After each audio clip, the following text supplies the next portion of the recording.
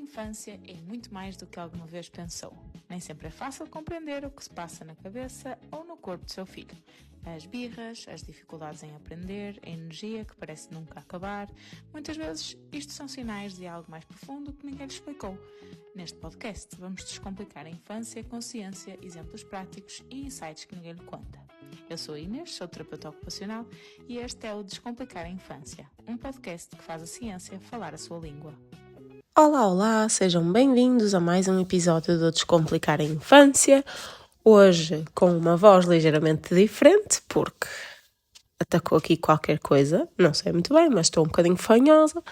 Vou tentar não respirar muito para o microfone, mas vocês vão-me ouvir claramente a puxar o ar porque só consigo respirar pela boca. Peço imensa desculpa, mas é o que é. Não é que a minha voz seja bonita normalmente, mas hoje vai estar especialmente estranha. Então, o tema de hoje surgiu porque estamos na época das festas de final de ano letivo e eu fui a umas quantas e nessas festas fui observando uma série de situações que me deixaram a pensar sobre este assunto. Naturalmente, cada vez mais existem neurodivergências nas turmas e nas escolas, sejam elas públicas ou privadas, e este assunto surgiu-me como obrigatório. Não conseguia não falar sobre isto e tinha que aproveitar agora que está fresco na minha cabeça para partilhar convosco. E vamos começar, como sempre, por vos tentar levar para o lugar do outro. E, portanto, vamos imaginar que vocês vão agora iniciar um novo curso, uma nova formação presencial e estão numa turma com bastante gente. Mais de metade dessa turma já se conhece, eles falam entre si, fazem as suas próprias piadas. Vocês chegam, dizem bom dia. Algumas pessoas respondem, outras nem sequer levantam os olhos. Mas vocês sentam-se, a conversa deles acaba por continuar e vocês estão ali. Ninguém vos convida para participar, ninguém pergunta como é que vocês estão. Chega a altura de formar grupos e vocês esperam que alguém tome a iniciativa ou vocês próprios perguntam a alguém. Mas chega o intervalo, as pessoas juntam-se, conversam mais uma vez, vocês ficam ali à espera de poder juntar-se de alguma forma, perto, mas não incluídos, e imaginem que isto acontece durante, não um dia, mas acontece na segunda, na terça, na quarta, até durante semanas, durante meses, e queria pôr-nos a pensar se vocês estão incluídos nesta turma. É que provavelmente vocês vão responder que não se sentiriam incluídos. Mas vocês estavam lá, vocês estavam na mesma sala, vocês estavam a ter o mesmo horário que os outros, estavam a partilhar o mesmo espaço, tiveram as mesmas oportunidades, pelo menos à primeira vista, não é? Então, porquê é que não se sentiriam incluídos? Porque estar presente não é a mesma coisa que pertencer, não é? E acho que esta é uma das nossas maiores confusões quando falamos de inclusão. Achamos que incluir é quase deixar entrar, que basta pôr uma criança dentro de uma sala de aula e basta dizer que ela faz parte da turma, mas será que isto é mesmo inclusão? Porque depois da porta se abrir, isso não significa que a criança esteja incluída. E ao longo da minha profissão eu tenho conhecido muitas crianças, sejam elas autistas, com PHDA, paralisia cerebral, síndrome de Down. E curiosamente há uma necessidade que encontro em quase todas elas, que as que se conseguem expressar a determinada altura começam a demonstrar alguma consciência de que são diferentes ou alguma consciência de que queriam ser iguais aos outros. E na verdade sabem o que é que todas estas crianças estão à procura? De se sentirem incluídas, de pertencer, de serem convidadas para brincar, de ter um amigo que espere por elas, de se sentirem que fazem falta quando não vão à escola, de se rirem com os amigos. E a verdade é que, no fundo, é isto tudo que nós todos procuramos. Não são só as crianças, mas os adultos também. E é precisamente isto que eu quero debater convosco hoje. Vamos falar não apenas de inclusão, mas vamos falar sobre o que é que realmente significa incluir alguém. E então, há uma frase que nós começamos a ouvir mais vezes há uns anos, seja na televisão, nas escolas, nas redes sociais e muitas vezes até entre conversas de pais e tudo isso, que é: hoje em dia a escola é inclusiva. E eu acredito genuinamente que existe um esforço grande da parte de muitos profissionais para que isto aconteça. Acho que temos professores extraordinários, acho que há educadores que se esforçam imenso para que isto aconteça, assistentes operacionais. No fundo, pessoas que todos os dias fazem mais do que aquilo que lhes era pedido, mas também acredito que, enquanto sociedade, ainda confundimos duas palavras: a aceitação e a inclusão. Elas não significam a mesma coisa, ok? Aceitar é dizer que podem estar aqui e incluir é dizer que se faz parte daqui. É uma pequena diferença que, na realidade, é uma enorme diferença e muda absolutamente tudo. Vou dar-vos mais um exemplo, se calhar, sobre... Imaginem que organizaram agora um jantar em vossa casa e convidaram uma pessoa que não conhece ninguém. Ela entra, senta-se na mesa, tem comida, prato, um lugar para se sentar. Bem, tecnicamente ela está incluída, não é? Agora, imaginem que durante todo o jantar ninguém fala com ela, ninguém lhe faz nenhuma pergunta, ninguém a envolve na conversa, ninguém explica as piadas que já toda a gente conhece porque partilham histórias antigas, e depois vai passando, chega à sobremesa e a pessoa continua ali, mas a sentir-se completamente perdida.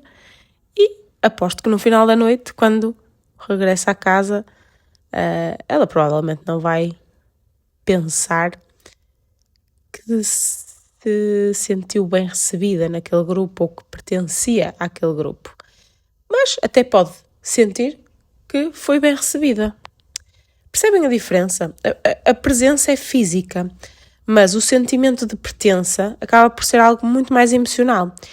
E isto é o que acontece quando falamos de inclusão também com as crianças. Há crianças que estão numa sala de aula, mas que estão a fazer atividades sozinhas. Há crianças que estão no recreio, mas ficam o recreio todo a observar os outros a brincar. Muitas vezes vão a festas de aniversário, por exemplo, e ninguém brinca com elas. Há crianças que fazem parte da turma há anos e continuam a nunca ser acolhidas. Quando é preciso fazer grupos, quando é preciso participar na aula. E muitas vezes isto não acontece por maldade, ok? Não é porque existe a intenção de excluir, não é isso que eu estou a dizer. Mas, na verdade, também ninguém ensinou muitas destas crianças a incluir. E até os adultos. E nós adultos também sempre fomos, nem sempre somos ensinados a fazê-lo. Achamos que a aceitação é suficiente, não é? Basta dizer que aqui são todos muito bem-vindos e a criança está lá, e se está lá já não é excluída. Até pode ser uma perspectiva, mas também não é incluída, de certeza. É aceite.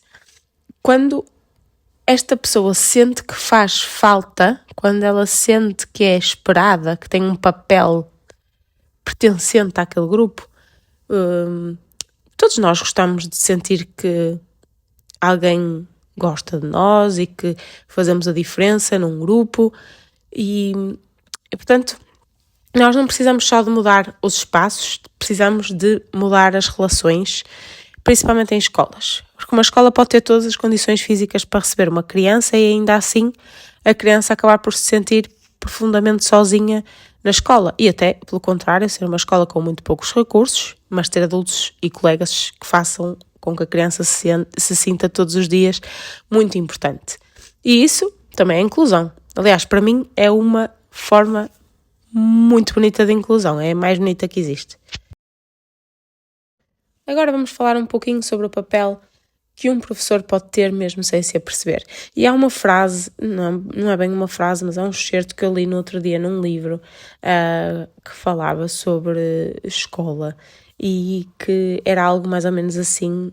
A escola serve para que as crianças possam aprender matemática, português, ciências, mas aprender também muito mais do que isso, porque acabam por aprender a olhar para outras pessoas e aprendem quem é que merece atenção, aprendem quem é que é escolhido, aprendem quem é que fica de fora e adivinhem com quem elas aprendem isso? A olhar para os adultos, claro. Eu às vezes pergunto-me, mas como é que nós podemos ensinar inclusão às crianças? E isto passa muitas vezes na cabeça e a minha resposta é sempre a mesma. As crianças aprendem muito menos com aquilo que nós lhes dizemos do que com aquilo que nós fazemos. E se um professor cumprimenta todos os dias os alunos pelo nome, as crianças aprendem que todos são importantes. Se um educador, por exemplo, repara que há sempre um menino sozinho no recreio e intervém nesse assunto, as crianças aprendem que ninguém deve ficar de fora.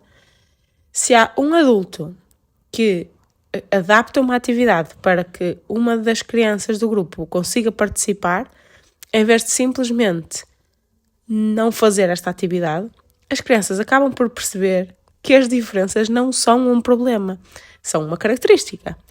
E isto acaba por me deixar sempre com uma ideia que eu considero fundamental, que é esta confusão que fazemos entre igualdade e equidade. Achamos que ser justo é tratar todos exatamente da mesma forma, mas será mesmo?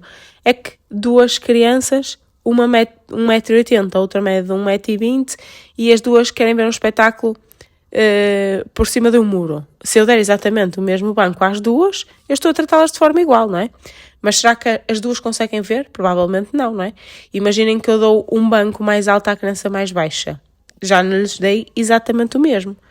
Mas a verdade é que eu dei a cada um deles aquilo que eles precisavam para participar. E aqui entra esta questão da equidade.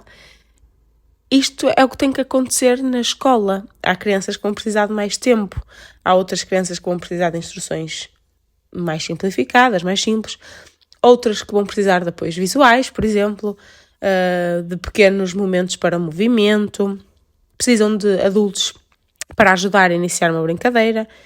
E isto não é dar privilégios a crianças, é retirar barreiras, é permitir que esta tenha as mesmas oportunidades que as outras de participar. E eu gostava de dizer a todos os professores que me possam estar a ouvir, eu sei que não é fácil, eu sei que as turmas são grandes, eu sei que o tempo é muito curto, sei que existem programas para cumprir, sei que há dias que parece completamente impossível chegar a todos e este episódio não é de forma nenhuma uma crítica, é precisamente o contrário, é um reconhecimento, porque ao longo destes anos conheci professores capazes de mudar completamente a vida de algumas crianças. E não é porque eliminaram dificuldades, mas sim porque perceberam e mudaram a experiência daquela criança na escola. E acreditaram nela, fizeram com que ela se sentisse competente. Há por aí muitos vídeos, não sei se vocês já viram ou não, em que perguntam a adultos qual foi o professor que mais o marcou e raramente se ouve uma resposta como aquele que ensinava a melhor matéria, aquele que ensinava a minha matéria favorita. Mas há sempre uma ligação emocional por algo que o professor mudou na forma como esta criança se sentia incluída. Muitas vezes, anos depois, isto ainda tem um grande impacto. Foi aquele professor que o fez sentir importante. E esta realmente é uma das melhores formas de inclusão. É o que faz uma criança sentir-se vista, valorizada. Às vezes basta um único adulto acreditar numa criança para mudar completamente a forma como ela passa a acreditar nela própria. Agora que já falamos um bocadinho da escola, também gostava de levar isto para casa. Nós gostamos de acreditar que as crianças nascem preconceituosas, mas elas não nascem. As crianças nascem curiosas, claro. Quando uma criança olha para outra que comunica, por exemplo, de forma diferente, ela não está a julgar, está a tentar perceber, porquê que esta criança não fala? Porquê que ela anda naquela cadeira de rodas? Ou porquê que ela está a fazer aqueles sons? E ela não está a olhar por ser mal educada, ela está a aprender, a tentar codificar o porquê desta diferença. E é precisamente aí que nós adultos muitas vezes temos uma oportunidade extraordinária e podemos responder de duas formas. Podemos responder o típico não olhes, não apontes, não perguntes, ou podemos dizer, sabes, cada pessoa é diferente, cada criança é diferente, por isso podem haver crianças que falam através de imagens, podem haver crianças que fazem barulhos estranhos, podem haver crianças que não gostam de ir a festas e aproveitar esta oportunidade para lhes falar mais da diferença. Na verdade, na primeira resposta, nós estamos a ensinar às crianças que a diferença é um assunto muito desconfortável. E quando lhes explicamos que a diferença existe, acabamos por iniciar aqui a inclusão. Nós temos que lhes dar a entender o que é que existe. A inclusão não começa quando os nossos filhos têm um colega com necessidades especiais na turma. Tem que começar antes. Tem que começar quando nós lhe ensinamos que nem todas as pessoas aprendem da mesma maneira. Que nem todos nós falamos da mesma forma, que nem todos brincamos da mesma forma, que nenhuma destas diferenças faz com que a outra pessoa valha mais ou menos do que ela. E há uma pergunta que alguns pais me fazem, que é: Inês, como é que eu explico ao meu filho porque é que aquele menino fez isto? Tanto que recentemente fomos a uma escola dar não foi uma palestra, fomos conversar com algumas crianças, algumas turmas, e nós levamos isto em formato de história, contamos-lhes uma história sobre as diferenças e tivemos muitas perguntas e muita curiosidade sobre aquelas crianças. Eu acho que os adultos têm dificuldade em falar disto com naturalidade e aqui começa o problema. As crianças lidam muito melhor com a diferença do que os adultos imaginam. Nós é que muitas vezes temos mesmo medo de falar com elas e quando explicamos de forma simples, as crianças acabam por aceitar simplesmente, elas adaptam-se. Elas conseguem brincar sem preconceito, sem medos, sem rótulos. E por isso eu também gostava de deixar uma mensagem aos pais das crianças com necessidades específicas. Eu sei que muitas vezes vivem entre duas emoções muito difíceis. Por um lado, acabam por querer proteger os vossos filhos e, por outro lado, querem que eles sejam vistos como qualquer outra criança. Eu sei que há festas de aniversário onde esperam por um convite que nunca chega. Sei que há reuniões da escola onde saem com mais perguntas do que respostas. Também sei que há dias em que o maior medo não é o diagnóstico, mas sim a solidão, pensar o que é que vai ser do meu filho, será que o meu filho vai ter amigos, será que vai ser escolhido para brincar, será que alguém o vai conhecer para além daquilo que ele tem. E se houver por aí algum pai ou mãe que esteja a ouvir este episódio e a sentir esse peso, eu gostava de vos dizer uma coisa. O vosso filho não é o diagnóstico dele. É muito mais do que qualquer dificuldade que ele tenha. Muito mais do que aquilo que ele ainda não consegue fazer, ok? E ele merece estar naturalmente rodeado de pessoas que o conheçam pelo sorriso, que percebam as brincadeiras que ele gosta, as conquistas que ele faz, a pessoa que ele é. E isto começa em nós, na forma como nós falamos, na forma como nós educamos os nossos filhos, como acolhemos outra família, como convidamos uma criança para brincar. Porque às vezes um simples queres vir brincar comigo? Vai mudar completamente o dia dessa criança. E quem sabe até a forma como ela olha para si própria. E eu sei que muitas vezes este medo e estas preocupações que os pais carregam fazem com que nós queiramos protegê-los de tudo. Queremos evitar que sofram, queremos evitar que falhem, que sejam rejeitados, como é óbvio, e isto é completamente compreensível, mas eu gostava também de vos deixar com um outro lado e uma reflexão diferente, porque o maior presente que podemos dar a uma criança não é protegê-la de todas as dificuldades. Isto é um erro que acontece naturalmente por questões emocionais e preocupação, mas resolvemos os conflitos antes deles tentarem resolvê-los, evitamos determinadas situações, com receio que elas corram mal. Mas a participação constrói-se participando. As competências sociais só se desenvolvem convivendo. Nós só conseguimos crescer autonomia quando damos oportunidades à criança para experimentar. E claro que isto não significa deixar a criança entregue a si própria. Significa estar ao lado dela, dar-lhe ferramentas, prepará-la, apoiá-la quando é preciso, mas permitir-lhe viver as suas próprias experiências, porque a inclusão também passa por isso. Nós queremos que os nossos filhos estejam não só presentes nos diferentes contextos, mas que participem, que tenham voz, que consigam fazer escolhas, que criem amizades, que sintam orgulho em quem são. E eu gostava que não se esquecessem que o vosso filho não precisa de ser igual aos outros para ser feliz. Não precisa de fazer tudo ao mesmo ritmo, nem da mesma forma. Na verdade, ele precisa de pessoas que acreditem nas suas capacidades, que respeitem as suas dificuldades e que lhes deem oportunidades para participar. E vocês têm um papel muito importante nisto. Muitas vezes isto tem que começar dentro de casa, porque é o primeiro lugar onde uma criança aprende que valor tem. É no olhar dos pais. É se vocês acreditam, não é? Porque se vocês acreditarem que ela é capaz de crescer, de aprender e de conquistar o seu lugar no mundo, ela também vai acreditar nisso. E às vezes esta é mesmo a melhor ferramenta que nós podemos oferecer ao nosso filho. E não comparem o vosso filho com outras crianças. Comparem-no com o que ele era há 6 meses, há 1 ano, porque o verdadeiro sucesso não é acompanhar o ritmo dos outros, é continuar a evoluir no nosso próprio caminho. Ao longo deste episódio, nós falamos de inclusão, mas, no fundo, nunca tivemos apenas a falar de inclusão. Estivemos a falar sobre humanidade, porque a forma como nós acabamos por tratar as crianças diz muito sobre a sociedade que nós temos andado a construir. E há uma ideia que eu gostava que vocês levassem convosco. Nós passamos tanto tempo a perguntar como é que podemos preparar esta criança para o mundo. E talvez a pergunta certa seja outra, que é: como é que nós também podemos preparar o mundo para esta criança? Ou seja, eu não estou a dizer que nós não temos que preparar a criança para o mundo, pelo contrário, claro que sim.